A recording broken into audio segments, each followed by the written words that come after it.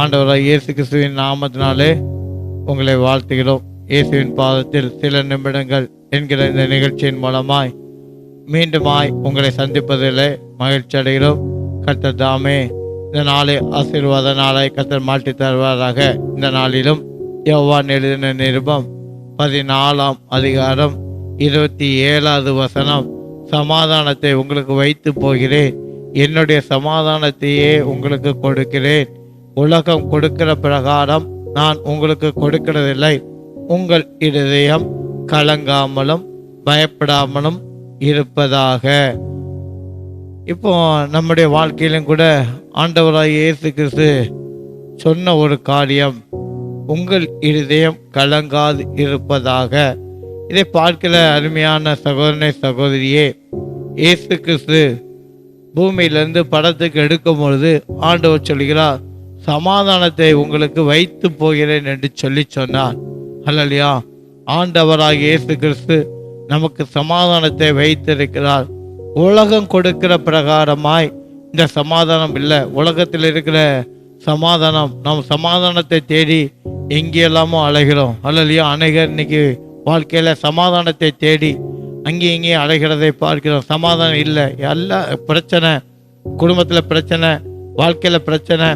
அப்போ சமாதானம் இல்லாமல் அங்கே இங்கேயும் அலைகிறாங்க. ஆனால் இயேசு சொல்லுகிறார், நான் என்னுடைய சமாதானத்தை உங்களுக்கு கொடுக்கிறேன் என்று சொல்லி.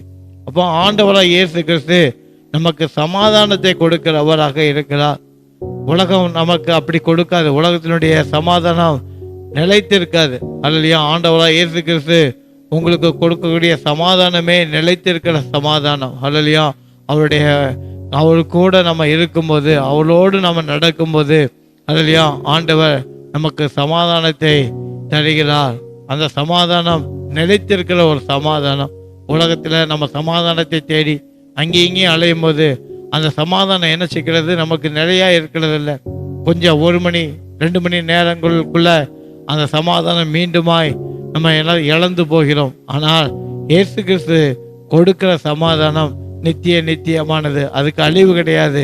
அந்த சமாதானம் நம்முடைய வாழ்க்கையில வரும்போது நமக்கு இருக்கிற மகிழ்ச்சி பெரியது. இல்லையா, அப்போ ஆண்டவராக இயேசு கிறிஸ்து நமக்கு கொடுக்கக்கூடிய சமாதானத்தை நாம் பெற்றுக்கொள்ள வேண்டும். இன்னைக்கு அநேகருடைய வாழ்க்கையில அந்த சமாதானம் இல்லாம போறதுனால அவங்க என்ன செய்கிறாங்க, தற்கொலை பண்ணிக்கிறாங்க, மரணத்தை தேடி ஓடி போறாங்க. ஆனா இயேசு சொல்லுகிறார், நான் உங்களுக்கு என்னுடைய சமாதானத்தை தருகிறேன், நீங்கள் கலங்காமலும் பயப்படாமல் இருங்கள் என்று சொல்லி. அப்ப நம்முடைய வாழ்க்கையில என்ன பிரச்சனை வந்தாலும் இயேசு கிறிஸ்து நமக்கு சமாதானத்தை தருகிறவராக இருக்கிறார். அப்படிப்பட்ட ஒரு சமாதானத்தை தருகிற இயேசு கிறிஸ்து விட்டு நீங்க வரும்போது நிச்சயமாய் உங்களுடைய வாழ்க்கையில எந்த காரியத்தை குறித்து நீங்க கலங்க வேண்டாம், பயப்பட வேண்டாம். ஆண்டவராக இயேசு கிறிஸ்து உங்களை நடத்துகிறவராக இருக்கிறார், உங்களை கடைபிடித்து நடத்துகிறவராக இருக்கிறார். இந்த நிகழ்ச்சியை பார்க்கிற சகோதரனே சகோதரியே, உங்களுடைய வாழ்க்கையில கலங்கி போய் பயந்து போய் இந்த நிகழ்ச்சியை பார்க்கலாம்.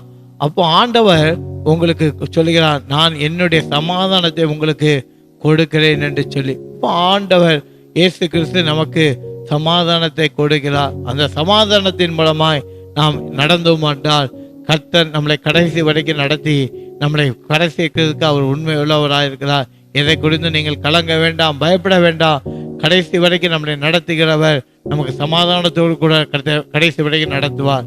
ஆவே, கண்களை மூடி ஜெபம் பண்ணுவோம். எல்லாரும் கண்களை மூடி, இயேசுவே ஆண்டவரே சோதரிக்கிறோம் அப்பா, சமாதானம் இல்லை, வாழ்க்கையில பிரச்சனையோடு பார்க்கிற சகோதர சகோதரிக்காக நாங்கள் ஜெபிக்கிறோம். ஆண்டவரே ஏசப்பா, நீங்க சொன்னீங்களே, நான் என்னுடைய சமாதானத்தை உங்களுக்கு கொடுக்கிறேன் என்று சொல்லி. உலகம் கொடுக்கிற பிரகாரமா அல்ல, என்னுடைய சமாதானத்தையே நான் கொடுக்கிறேன் என்று சொன்னீங்களப்பா.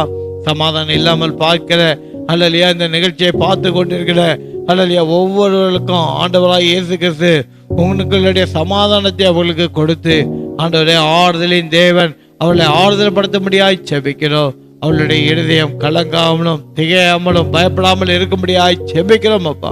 ஆண்டவரே பொறுப்படுத்திக் கொள்ளுங்க, வழி நடத்துங்கப்பா. நீரே பொறுப்படுத்த வழி நடத்தும். இயேசுவின் மூலம் ஜெபிக்கிறோம் ஜீவனுள்ள நல்ல பிதாவே. ஆமென், ஆமென். நன்றி.